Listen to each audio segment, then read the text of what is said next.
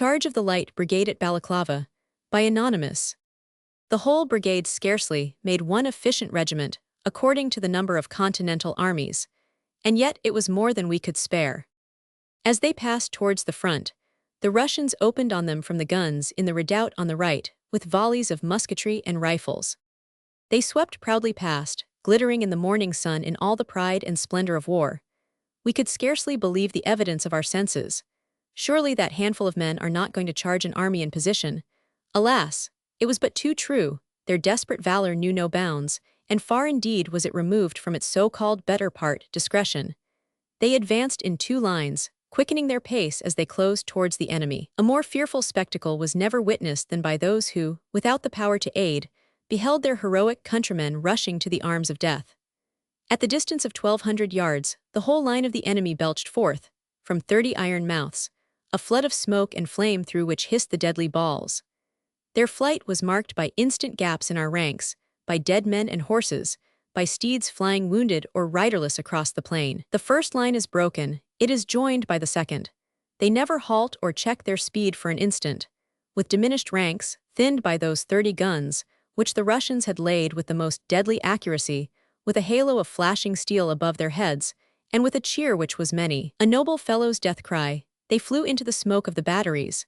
But ere they were lost to view, the plain was strewn with their bodies, and with the carcasses of horses. They were exposed to an oblique fire from the batteries on the hills on both sides, as well as to a direct fire of musketry. Through the clouds of smoke, we could see their sabers flashing as they rode up to the guns and dashed between them, cutting down the gunners as they stood. We saw them riding through the guns, as I have said. To our delight we saw them returning, after breaking through a column of Russian infantry, and scattering them like chaff, when the flank fire of the battery on the hill swept them down, scattered and broken as they were. Wounded men and dismounted troopers flying towards us told the sad tale. Demigods could not have done what we had failed to do. At the very moment when they were about to retreat, an enormous mass of lancers was hurled on their flank. Colonel Schuel of the 8th Hussars saw the danger, and rode his few men straight at them, cutting his way through with fearful loss. The other regiments turned and engaged in a desperate encounter.